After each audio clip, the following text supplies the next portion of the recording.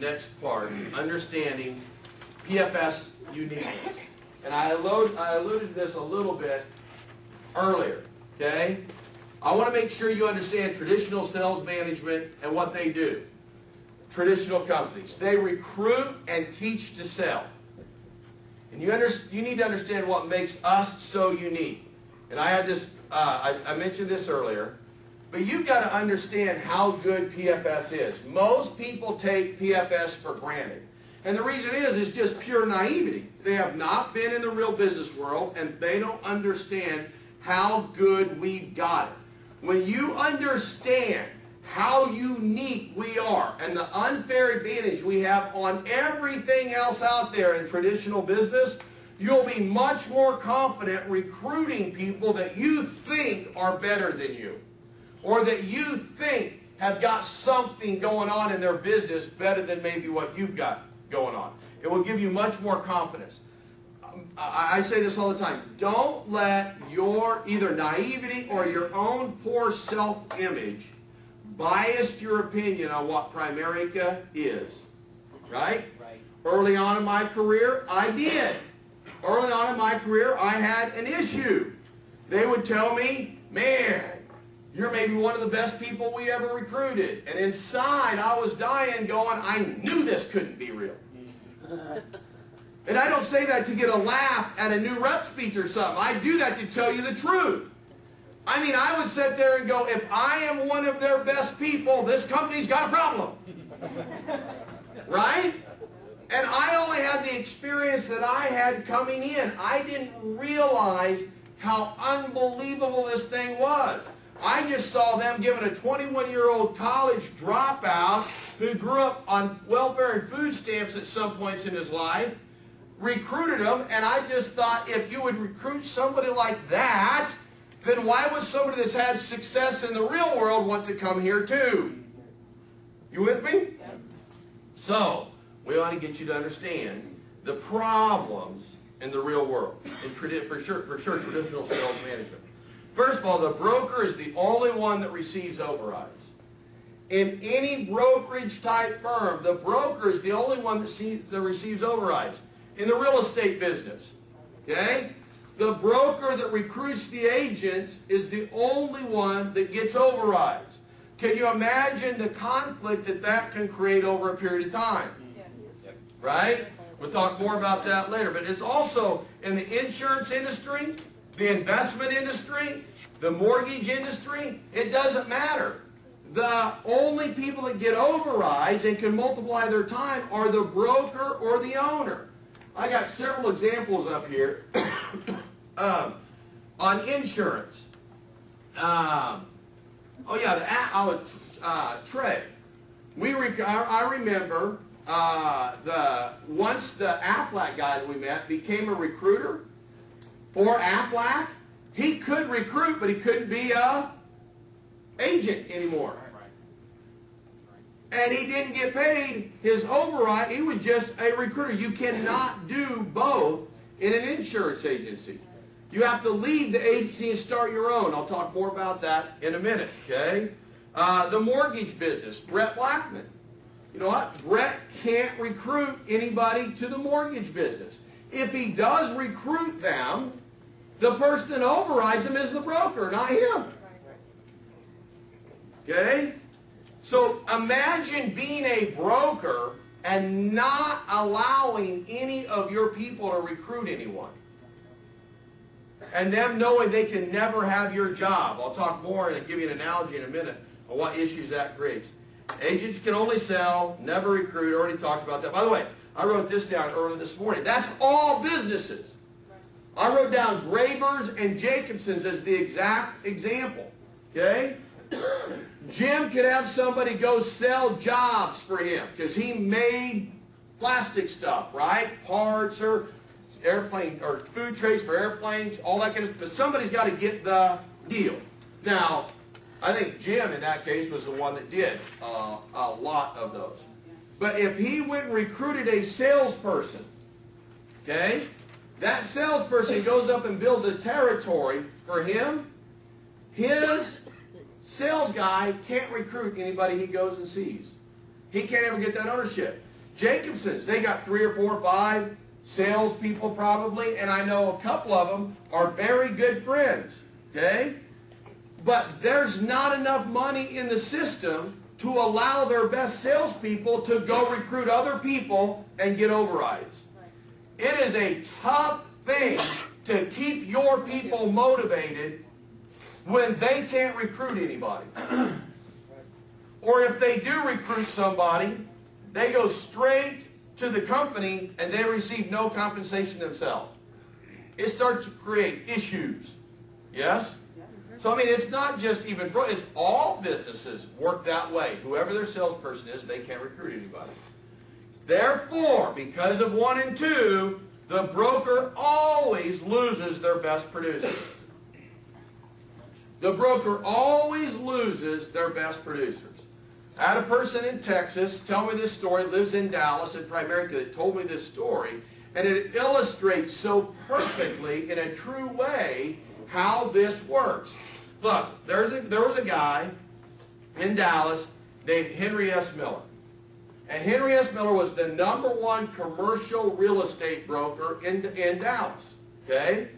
And when he got done, and the way that the real estate business works, right? They work on a 50-50 split. The broker gets 50% and the agent gets 50%. Now there can be different variations, but that's basically it, okay?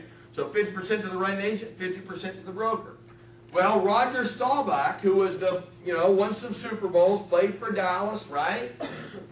Henry S. Miller, kind of prestigious, being the #1 commercial real estate broker in town, approaches Roger Staubach. What are you going to be doing after football? Besides a few commercials, remember he did some Rolex commercials? So you do a few, what are you going to do? And he goes, well, I'm not sure. And Henry said, look, with your name and my expertise in the commercial real estate business, come to work with me. I'll teach you what I know with my expertise and your name. We can make a lot of money together. Made sense. Roger went to work with him. Roger brings in like $1 million in commissions, not sales, commissions to the firm that first year. Roger got $500,000. Henry got $500,000. All right? Henry ain't stupid. He goes, Roger, you know any other football players that may be looking to do something? And he goes, yeah, a guy named Bob Brunick, who was a linebacker on that same Dallas Cowboys football team. So Henry and Roger go recruit Bob. They go have lunch, do their thing. Together, they recruit Bob. The next year, Bob and Roger bring in $2 million in commissions. Okay? Just to give you an example, right?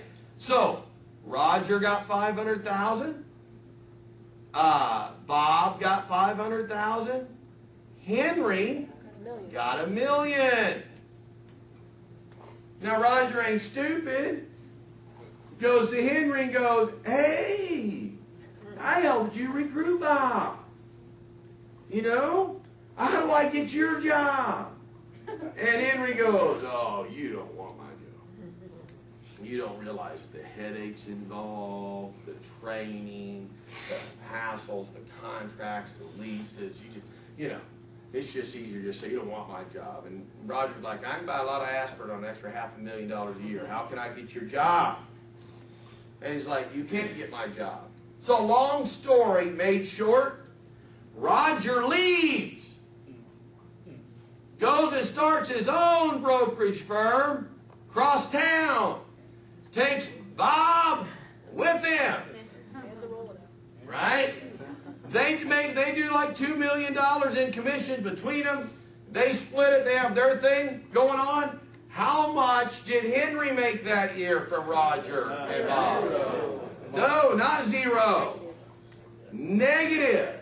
He lost business. Do you think Roger and Bob left their Rolodex on Henry's desk? No, they left. All those clients, all those lease renewals coming up, all that stuff. That all went, Henry S. Miller puts that on the books. There's going to be renewals. I got this coming in. Now, Roger takes all that business. Now, Henry really didn't have very much competition before. Now, he has created his own worst nightmare across town. Guess who the biggest commercial real estate broker in Dallas is now? Roger Staubach. Go look up his numbers. The last thing I saw, he had like 70 offices or something in the commercial real estate business. All right? So, do you understand how big of a problem that is in the real estate business? That's all brokerage business. That's all businesses. Everybody that's been working at my house, okay?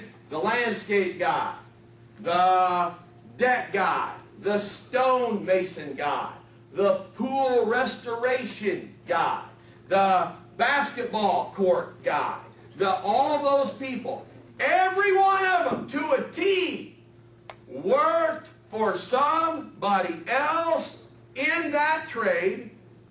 After a year to 2 years, learned the trade, and then said, "The heck with you, boss, I'm starting my own deal."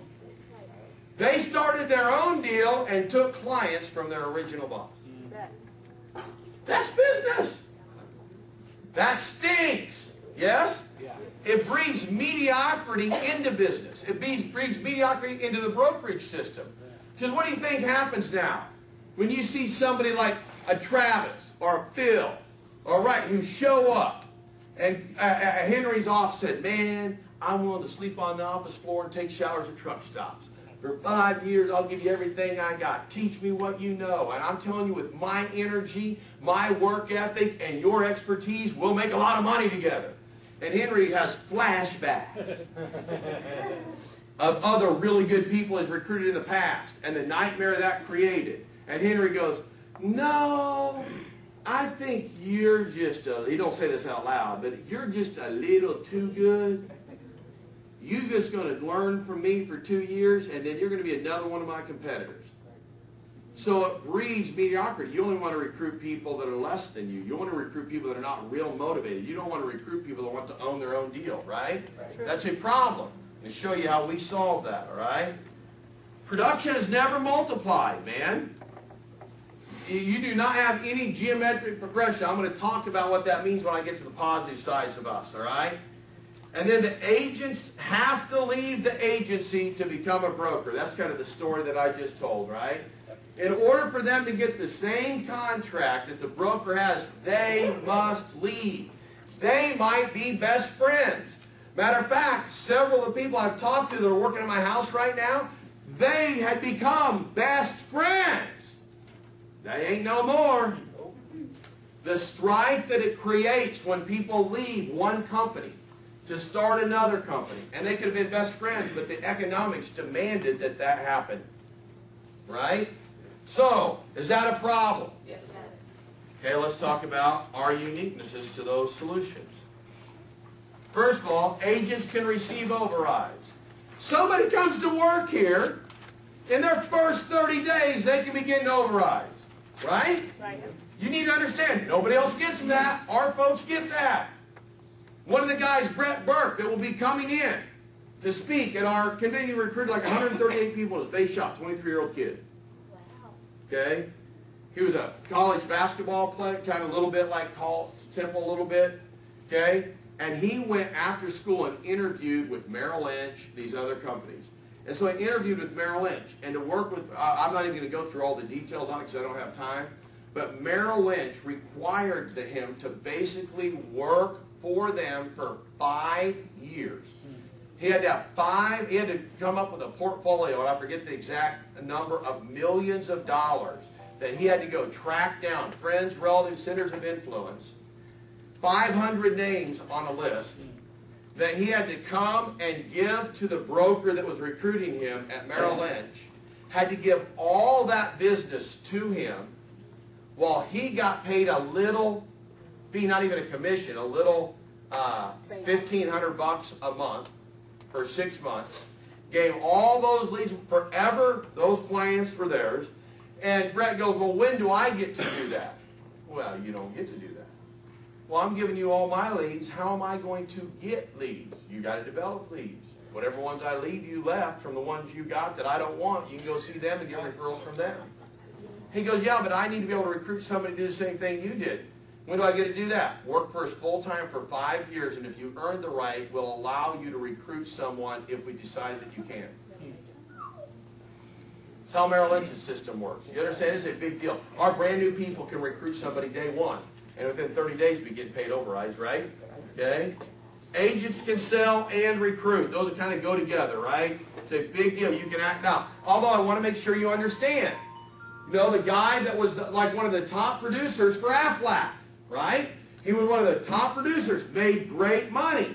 As soon as he wanted to recruit, he had to give up selling. He had to, is that right, Trey? He had to resign from his sales contract to become a recruiter. Because he enjoyed the, I can recruit and train people. And his income dropped dramatically becoming a recruiter because he can't get paid any overrides, but he can recruit people and get paid a salary for recruiting and training everybody else. Okay? Look, broker at PFS retains the best producers. Look, we're going to sit there through promotion exchange. We're going to go help you build, I'm just going to use an example here, help you build 10 people that report direct to you.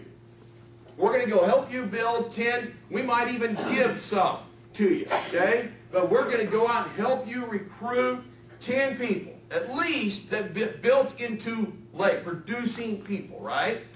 When you get done, instead of you having to leave everybody and go start your own thing and there'll be a big fight over it and competition and all that, you just leave 2 people with the broker who's the RVP. You take the other 8 with you to start your own office. For you doing that one time, now for every person you produce to become a vice president, they leave 2 that you help them train back with you. So watch this. These 8 go become vice presidents to get your contract. I'm going to talk more about in a minute. Okay? Those 8, they each leave you 2. Now how many directs do you have in your own office? 16. Those 16 go get promoted to RVP. How many does that leave back in your office? 32. It puts constant pressure on our vice presidents to develop vice presidents because their own office gets bigger by getting somebody successful with their own office and their own contract. Is that unbelievable? I mean, it's kind of like in the McDonald's. If I was going to come in, offer you McDonald's, I'm going to go. All you got to do is give me a list of people to interview. I'm going to help you get the McDonald's open, run. I'm going to train the management staff for you, the cashiers. I'm going to teach you how to train them. We're going to staff your entire McDonald's. Then for that, we're going to allow you to keep that McDonald's. It's your McDonald's. All we want is to take 2 of the people that are trained to help us go open the rest of the McDonald's, but the whole thing is left with you with the whole staff. Is that a screaming deal? Yeah. But then every time you produce somebody who wants to open their McDonald's, they leave you trained, competent people. So you're not having to constantly go out there and hire brand new people. It allows you to actually help your people get promoted, help them, and it helps you. Make sense? Okay. Brokers and agents can multiply production. I'm just going to go through this real quick. Okay? Look. There's addition, multiplication, and then geometric progression, right? Now, this is one of the things that we stole from that multi-level crap out there that's here today, gone tomorrow, which now is recruiting like 250 or 300,000 people a week. A week. Arbonne recruited 93,000 people last month. Just Arbonne. Skincare products. And I know of one that has about 20,000 people in their downline, and they make 15 to 20,000 a month. 20,000 people. Joe only got Joe, and make 15 to 20. How much you make this week, Joe? I know you're going to stand up in a little bit, but what will you make from this week? I have no idea, really. Just guess. I don't know, 4,000 or 5,000. Okay, at least 4,000 or 5,000, right? Did you have your biggest production week in history? Yes. Okay, so he's going to make more than 4,000 or 5,000 for the week, right? Just him. Okay. So, but watch. Addition. 3 plus 3 equals 6. Multiplication. 3 times 3 equals 9. See, geometric progression is multiply, add, add. Watch how this works, man. If you recruit 3 people, and you only one time teach them how to recruit 3, and they only one time, nobody, what I'm going to drill through, nobody recruits more than 3 people. That's it, ever, in their entire career. That's all. They recruit 3 and never recruit anybody else the rest of their life. So in the first month, they recruit 3. They teach those 3 how to do the same thing. So the next month, how many do you recruit? 9. And the next month, how many do you recruit? 27. The next month, how many do you recruit? 81. Guess how many you recruit the next month? 243. Guess how many you recruit the next month? 729. In your 6th month, you recruit 729 people, and nobody recruited more than 3. Geometric progression is unbelievable. They don't have that in traditional business, right? And the last thing it'll cover up, excuse me, on PFS uniqueness is agent doesn't have to leave the agency to become a broker.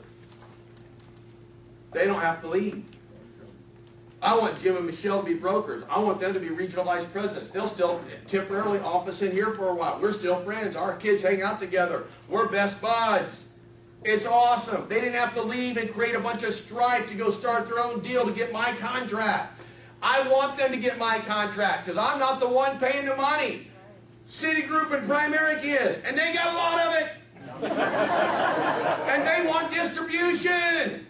So guess what they do? When Jim and Michelle go become brokers, they're still in our business. We're still friends. We still do things together.